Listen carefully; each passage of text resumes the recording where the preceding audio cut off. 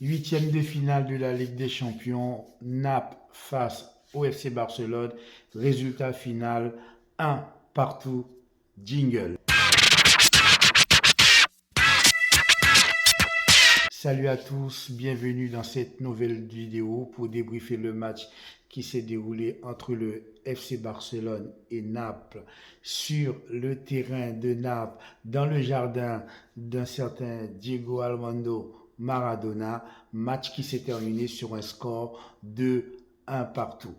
D'ailleurs, la composition de ce match est exactement la même que je vous ai donnée dans ma vidéo précédente. Si vous ne l'avez pas vue, je vous encourage à aller la voir où j'avais donné la composition que je pensais que Xavi allait donner. À l'exception de Inigo Martinez qui a remplacé Kourbassi dans la défense centrale. Sinon, c'est exactement la même composition que je vous ai donnée. FC Barcelone, pour moi, a fait un très bon match, en tout cas dans les 30 premières minutes. Parce que d'ailleurs, c'est la première fois ou depuis très longtemps que le FC Barcelone a commencé un match de très bonne manière. On apprécie très haut. Jules Koundé a été impérial sur son côté droit. Aouyo également associé à Inigo Martinez ont été tous les deux très bons dans la défense centrale et Cancelo a fait son travail sur le côté gauche comme d'habitude. Au milieu de terrain aussi, De Jong a été très bon. On voit que toutes les balles passaient systématiquement par De Jong au milieu de terrain. C'était lui le métronome. Très gros match de De Jong. Pedri, lui, était à la pointe de l'attaque associé avec Lewandowski, Lamine Yamal sur son côté droit. C'était dans cette configuration que nous avions entamé le match. Je pensais vraiment que on allait encaisser un but très tôt, c'était vraiment ma peur. Et lorsque j'ai vu que on a terminé la première mi-temps sans encaisser de but, je me suis dit, pour une fois, c'est de bon augure. On va peut-être terminer ce match sur un clean sheet qui ne nous était pas arrivé, mon Dieu, depuis très longtemps. Depuis cette saison, on ne fait que encaisser des buts. On n'arrive pas à faire de clean sheet.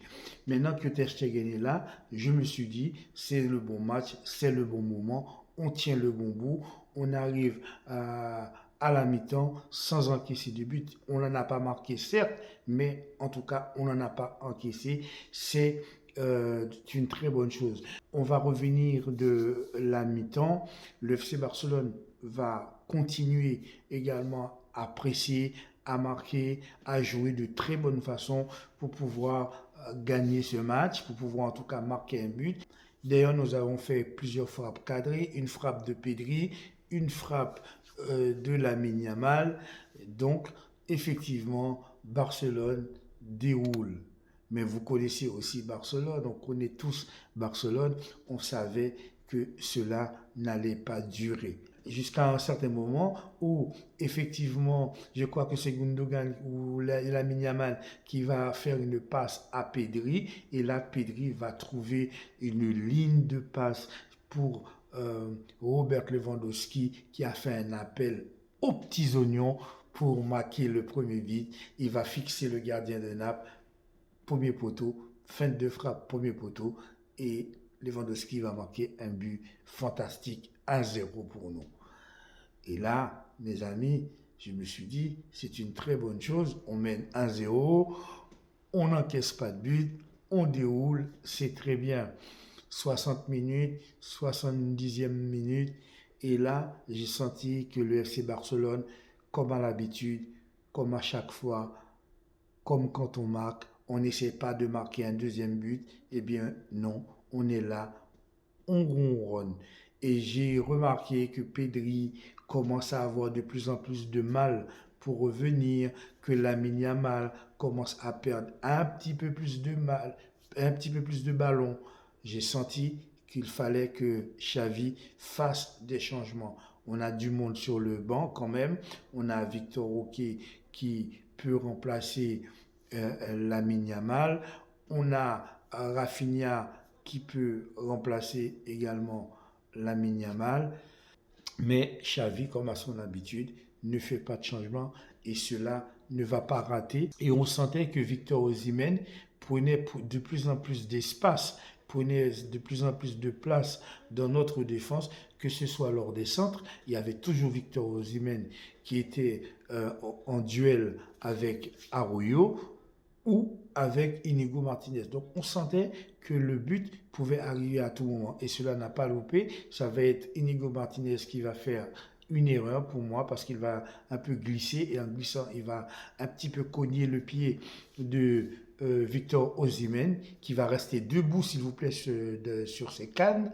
Beaucoup de joueurs à ce moment-là seraient tombés pour essayer d'aller chercher un penalty, mais non, c'est Victor Osimhen qui va rester debout sur ses cannes et Victor Osimhen va fixer Ter Stegen au premier poteau, but de l'égalisation après 70 minutes à peu près de jeu, après avoir mené 1-0 depuis assez longtemps.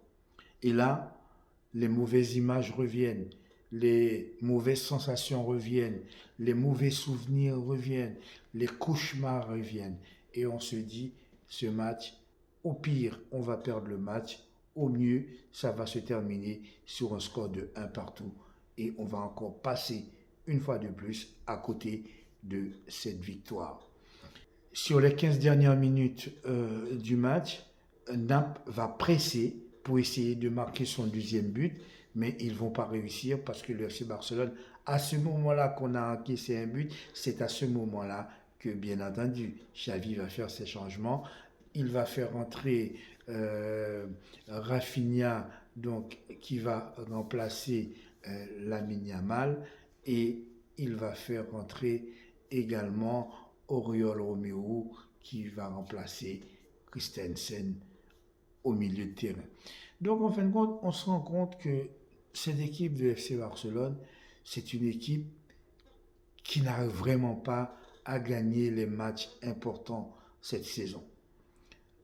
Lorsque on est face à un match où il y a un enjeu, j'ai l'impression qu'on a du mal à nous dire eh bien, c'est un match à enjeu, c'est un match important, c'est un match à ne pas perdre. Eh bien, à chaque fois, on arrive, on touche du doigt, il nous manque ça pour gagner, il nous manque ça pour marquer un but, mais à chaque fois, cela ne se produit pas.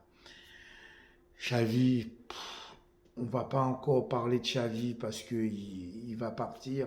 Comme j'ai dit aussi dans mes précédentes vidéos, ça ne sert à rien de continuer à taper sur Xavi. Xavi.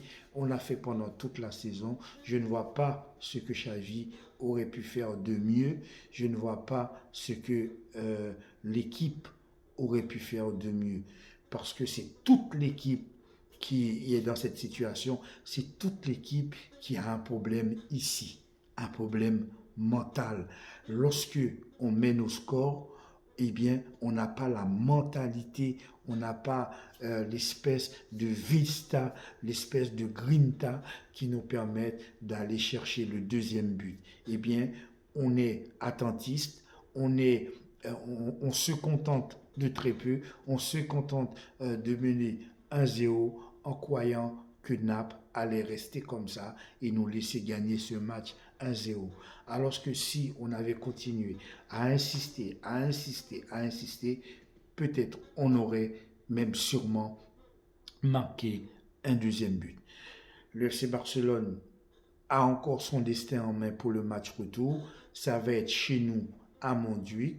Ce sera encore une fois de plus à nous de montrer un autre visage et cette fois-ci essayer non pas de marquer un but et de rester à attendre, mais de marquer un but, d'essayer de marquer un deuxième but, un troisième but, parce que c'est comme ça, c'est en prenant de l'avance, de marquer plusieurs buts qu'on peut espérer gagner un match. Parce que notre défense n'est pas assez bonne pour pouvoir gagner un match avec un seul but. Parce qu'on n'arrive pas à faire de clean sheet, on n'arrive pas à faire de match sans encaisser de but. Donc si on veut terminer les matchs en les gagnant, il faut marquer plusieurs buts. Voilà, c'est tout pour aujourd'hui. N'oubliez pas de commenter, de liker et surtout d'activer la petite cloche de notification. Je vous souhaite de passer une agréable journée. Prenez soin de vous, de votre famille, de vos amis. Soyez sages et à très bientôt. Ciao.